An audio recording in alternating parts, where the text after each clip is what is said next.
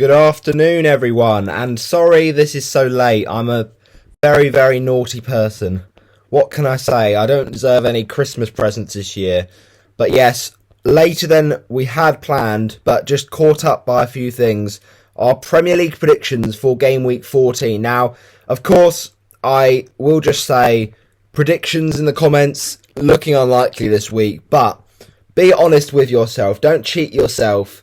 If you genuinely saw this video before the Arsenal game, the Brentford game, the Burnley game kicked off, then fair enough, predict it.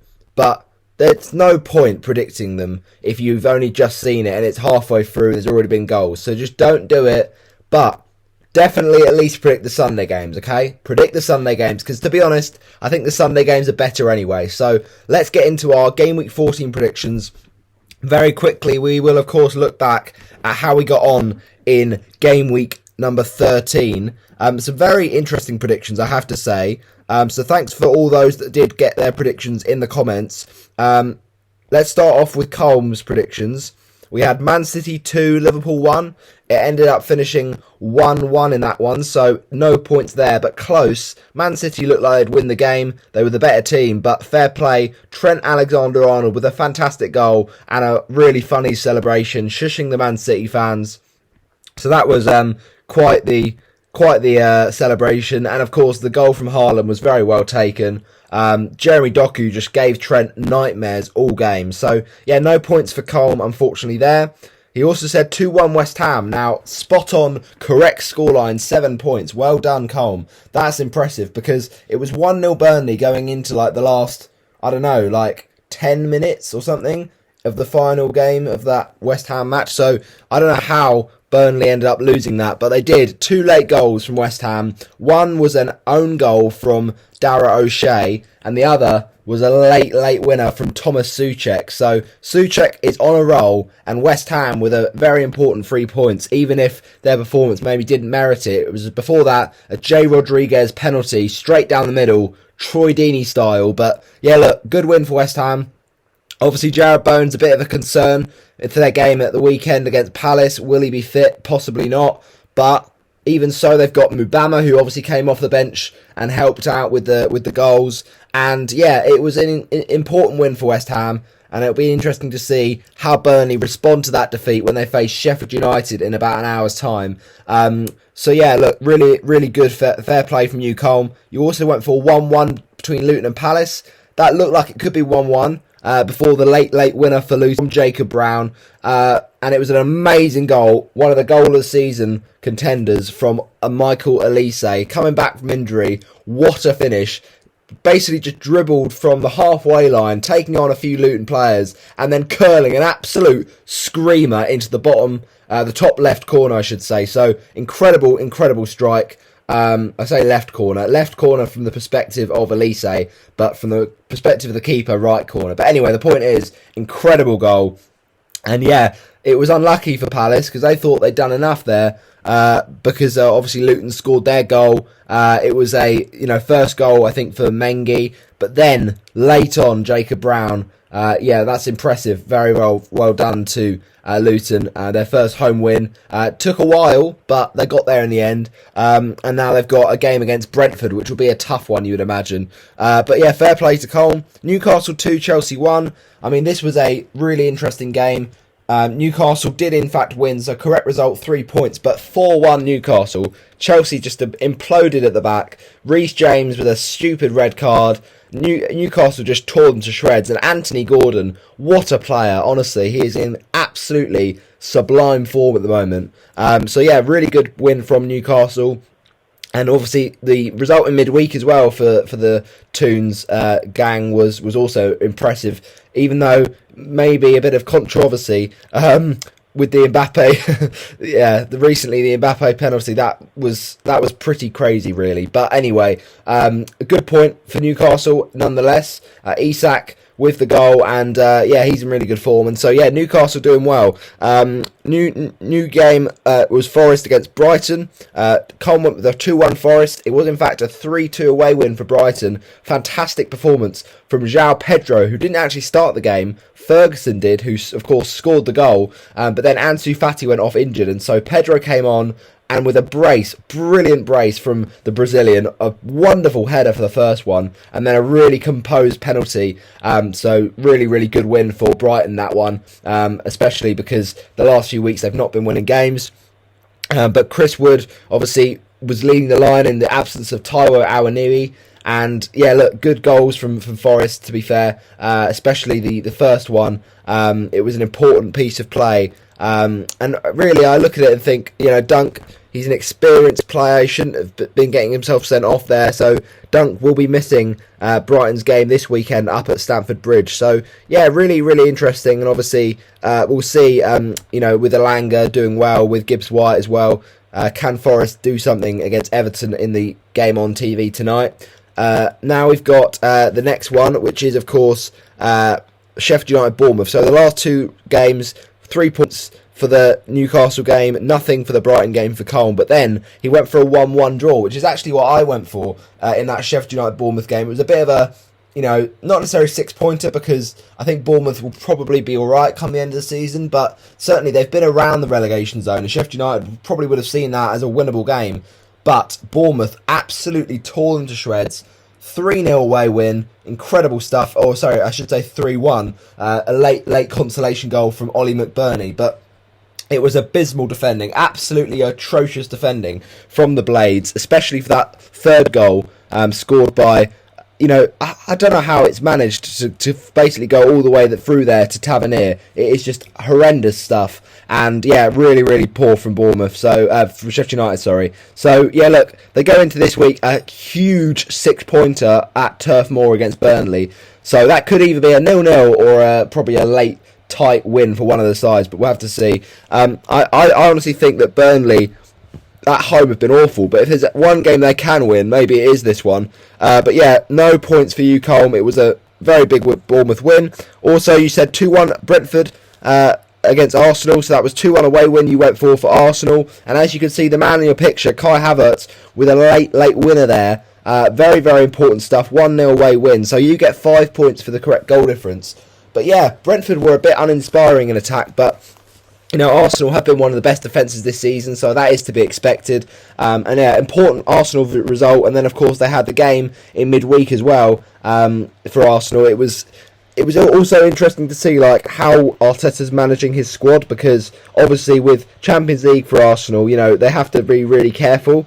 But I think the result against Lens on Wednesday was really impressive. 6-0. And, to see all those players getting on the act, they're scoring goals, Arsenal, but they're spreading out the goals. So Havertz, Jesus, Saka, Martinelli, Ødegaard as well, all getting back into confidence, so it's good to see. But yeah, ultimately they face a really interesting side in Wolves this week, who, to be fair, have been really good this season, but lost 3-2 against Fulham. Hwang Hee-chan keeps scoring, but it'll be a tough one up against the best defence in the league, Arsenal. So I think, yeah, ultimately Arsenal are really strong this season, and they'll see what they can do there. But yeah, 5 points for you, Colm. Then 3-2 Villa was what Colm went for. So fair play, 5 points again.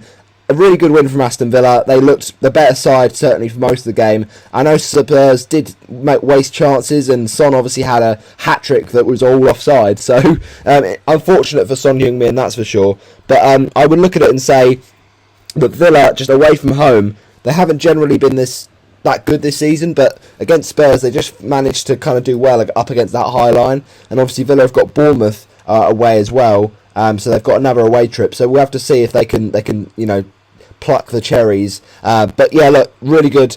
Fair play from you, Colm. Also, you went for a 2-1 Everton. A lot of people thought maybe Man United would, keep their defensive record up of not, being too great at the moment this season. But fair play Everton. They put in a big, debate about their points deductions, and they had their corrupt banners. But it was nothing to deafen the absolute screamer of Alejandro Garnacho, with probably the best Premier League overhead kick of all time, beating Rooney's against Man City, beating Carroll's against Crystal Palace, beating, one of the goals that Diamanski, Kamara scored.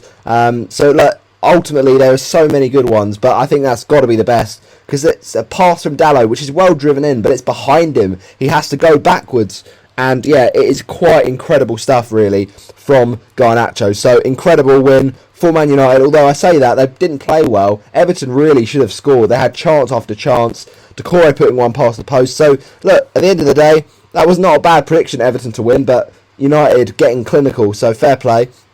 And then, of course, Fulham Wolves. 3-2 Fulham win. You went for a 2-1 as a Fulham fan. I'm sure you must have been happy with that one. Again, 5 points for you. After you didn't get the Everton one. So yeah, impressive week from you, Colm. It's got to be said. A good win for Fulham. Obviously, 2 penalties there for Willian. So maybe a little bit lucky for Fulham, because Wolves will have felt cheated by some of them. And yeah, just VAR's not going the way of Wolves at the moment. But we'll have to see this weekend. In terms of other predictions in game week 13, obviously I had my one. So we'll quickly go through that, and then we had one more to go through. So I went for a 3-1 City in that game. No points there.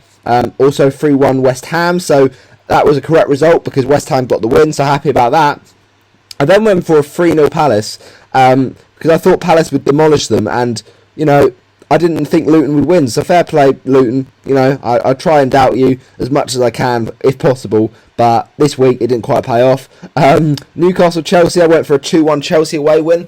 Sterling scored a fabulous free kick, but yeah, Newcastle just absolutely demolished that defence, and so no points for me there. I also went for a 2-1 Forest, just as Colm did. I thought Forest would struggle, at stages, but I still thought that Brighton defensively had been so poor. But fair play Brighton, they scored enough to win that game. I also went for a 1-1, so again, no points there. I said 2-2 in the Brentford-Arsenal game, and I was so close to a correct result there, with the game at 0-0 for most of it. But fair play Kai Havertz, doing the business for the game against the Bees. And then Spurs Villa, I said 3-2.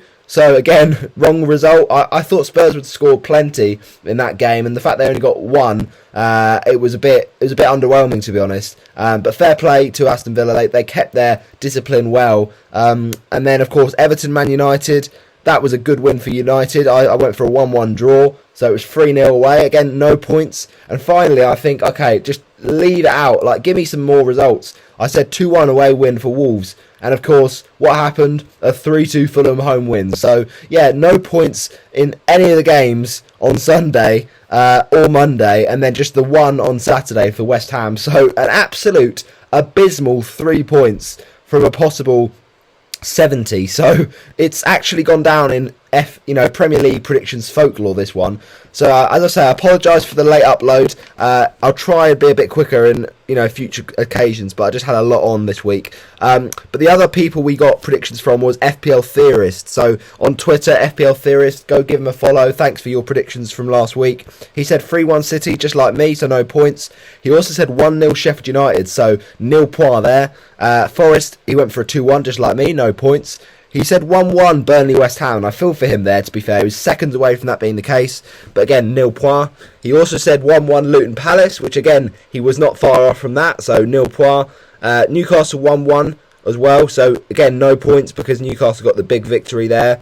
He said a 2-1 Brentford against Arsenal, which is quite intriguing. But yeah, no points again. He said a 2-2 Spurs Villa. Again, close from that because obviously it ended 2-1 to Villa. So nil point again. And then he said 2-1 Everton against Man United. And yeah, again, no points. And then he said 0-0 Fulham Wolves. And again, nil points. So I thought I had a bad week.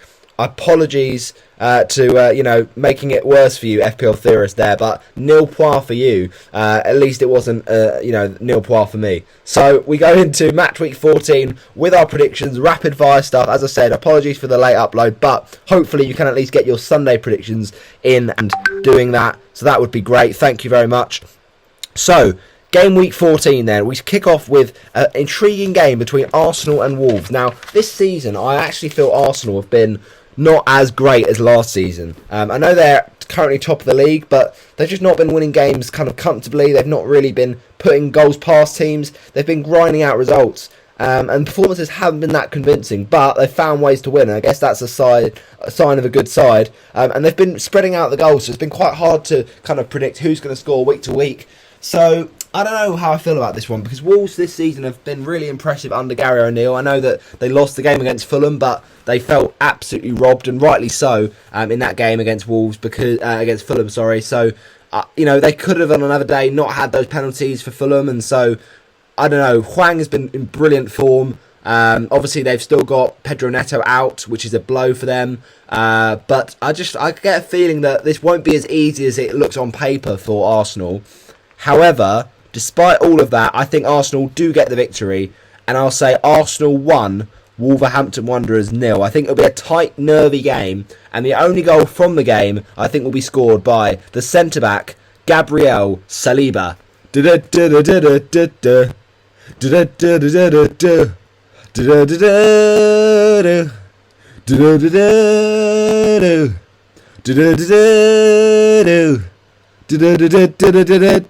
Saliba. So yeah, that's the one I've gone for there. Next up, it's Brentford versus Luton Town, and yes, Luton are off the back of a win, but Brentford this season have been exceptional, especially you feel they're stronger at home at the G-Tech Community Stadium. So I think Brentford win this. I'll say 3-0 Brentford. Now I know I said 3-0 defeat for Luton last week, and we know how that turned out, but genuinely I think Brentford could score a few here, because Luton away from home are still leaking goals. I'll say 2 from Brian Burmo, and then we'll get 1 from Ethan Pinnock. Okay, next up we've got Burnley versus Sheffield United. A massive game at 3 o'clock. It's a relegation ding-dong fight, this one. Now, Brentford, obviously, they obviously had their game against Luton. That's obviously going to be a good game. Could this be a cagey one, though? Burnley, this season, have been very, very goal-shy. And with Lyle Foster still out, I just worry where they're going to get goals from. I mean, they've got Koleosho, who could do well, and Rodriguez as well, but outside of that, I worry for them. But Sheffield United have also been awful defensively, so if there's any game Burnley can do it in, you'd imagine it's this. I honestly feel that Sheffield United, without Cameron Archer, they are absolutely finished. Like, they need someone like Gustavo Harmer to get back in the kind of goal-scoring form, because otherwise they've just got no one. So yeah, I feel Burnley will win this though. I'll say Burnley 1, Sheffield United 0, and the only goal from Jay Rodriguez. Now it's Forest against Everton, and it's on Sky Sports, and it's live at the City Ground. Not sure if this will be a good game. I don't know if it will, but who knows, right? Forest obviously have got attacking football, and their record at the City Ground is pretty strong. Everton, on the other hand, they have got a lot of issues off the pitch with their points deduction, but also their form prior to the Man United game had turned for the better. Now, the fixtures coming up for Everton are a bit up and down. This is a bit more of a winnable game, though, and I think Everton could do well in this one. But with City Ground, their atmosphere, and Forest, I know that without our knee it will be harder to score goals, but I think they're still going to do enough to win this one. So I'll say Nottingham Forest 2, Everton 0. And goal scorers here, I think Morgan Gibbs-White will get 1 for Nottingham Forest, and then the second goal for Nottingham Forest, Chris Wood. Now, it is a game between Newcastle and Manchester United. So this game, I feel, will be the best on Saturday's games, because there's 2 teams here who can score goals. We know that. Defensively, Manchester United aren't always the most squeaky clean. They got a clean sheet against Everton, but really maybe should have done with the amount of chances Everton had. Newcastle can score plenty in this one, though. They just hit 4 against Chelsea. They scored against Paris Saint-Germain. And Newcastle, they're scoring goals this season. So I think Man United could be in for a tricky one, this one. I won't say 4-1. I don't think it'll be quite as big as that. But I'll say 3-1, I think. Yeah, I'm going to stick 3-1 on this one. Manchester United, I do feel score. And I think it'll be a goal for Manchester United from midfielder Bruno Fernandes. Then the first goal scorer for Newcastle, I think, will be a goal from Trippier. The second Newcastle goal, I'm going to go for Anthony Gordon. And the final goal for Newcastle, the inform Alexander Isak. Now, Sunday's games are the following. We've got Bournemouth versus Aston Villa on Sunday. Now, I feel this game does end in Aston Villa's favour, but what I will say is Aston Villa recently, defensively, have not been the best. I know that they obviously won the game at Spurs, but they still look quite suspect defensively. And I think Bournemouth have been picking up recently under Andone Iraola. Like, they're starting to really cook, and Solanke's obviously been a part of that. Tavernier as well, and obviously got the kind of lucky goal for Justin Kluivert last week with that absolute howler from Fotheringham. So I think Bournemouth can actually score here, but I think Villa still win the game. I think maybe it'll be a kind of 50-50 whether Watkins plays. Maybe, they'll start someone like Konza at right back and not play Matty Cash. We'll have to see. But I think Bournemouth do score, but I think Villa do win. So I'll say Bournemouth 1, Aston Villa 2. Goal scorers in this one then. I think Aston Villa's goal scorers probably, I'll say John McGinn, and then Bournemouth, let's say, let's go for Kluivert yet again. I think he's going to follow up the goal with another one, this time at home. And then the second Villa goal scorer, I'm going to go for Moussa Diaby. I think he could be back with a goal this week.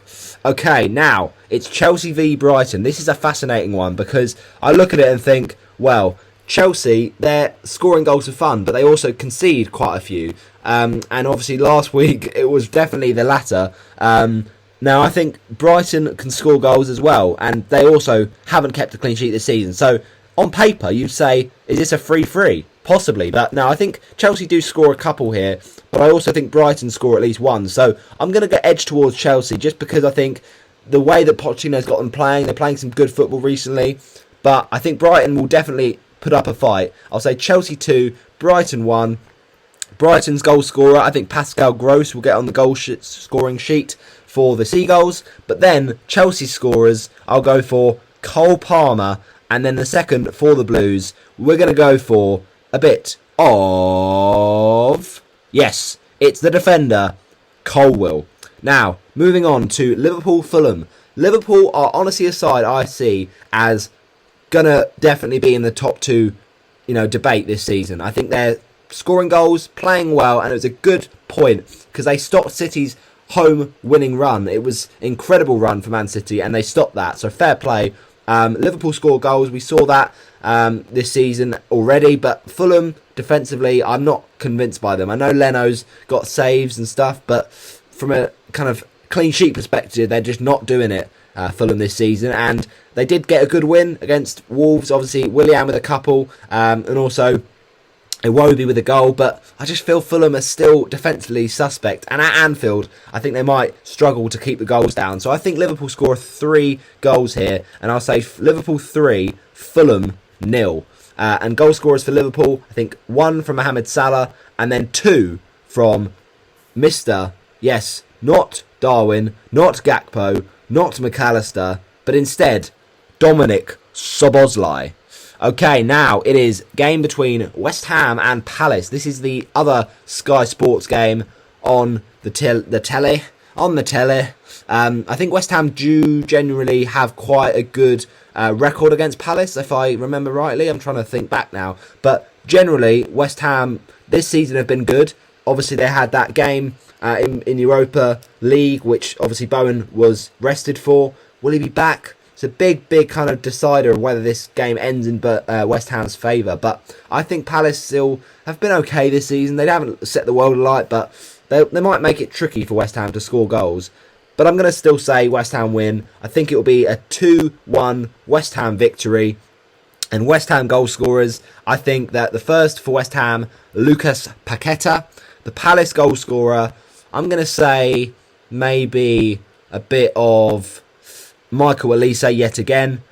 I remember he got a late winner at the London Stadium a few seasons back, and then in his post-match interview, basically just said absolutely nothing. Like, he was like one-word answers for everything. It's like, cheer up, Olise. And then the second West Ham goal, I think, will be James Ward-Prowse. Okay, then. Those are my predictions. We've got one more. The most important of them all. It's Man City v Spurs. How did I forget? This could be an exciting game. Both sides, very attacking. Spurs play a high line. I think Postecoglou never really changes his style of play, regardless of who he's playing. Now, maybe playing up against Erling Haaland might make him think differently. I don't know. But I still feel Spurs will still go for this, because there's been times in the past that Spurs have won against City, playing that attacking football and playing that counter-attack. But City, of course, at the Etihad, have been imperious this season, and Liverpool stopping that run, but they're just so strong and they score goals. And we saw in midweek, obviously, a big win for them against, I think it was Leipzig in the Champions League. So, yeah, they can score goals. This is Man City. They are still the favourites for the title, and rightly so. But at the moment, Arsenal top. So it's a big game, really, this one, because Spurs, obviously, the last few weeks have been kind of slipping down a little bit in terms of the table. And Arsenal and Liverpool have been putting the pressure on. So if City can win this, it'll be a massive, massive save for them to kind of get back in the kind of pole position with depending on Arsenal's results. So I think, yeah, City can win this one. I still feel Spurs score, though, because they're just so attacking. I'll say Man City 3, Tottenham 2. It should be a great game. I think Son will get the first one for Spurs. City will equalise through Erling Haaland. And then I think Spurs score again, this time through Dejan Kulusevski, who you might remember scored his first goal for Spurs in this fixture a few seasons back. Now, the second goal for Man City, I think, will be Haaland yet again. And then the final goal for Man City to win the game, absolute limbs, it's Jeremy Doku. So those are my predictions for Manchester City and for game week 14. So get yours in the comments, mainly focus on the Sunday games. But if you're watching this and you've somehow managed to do it before the 3 o'clock games, which I doubt you will, then that would be appreciated. Much love. Thanks for watching. I'll see you next time. Bye-bye.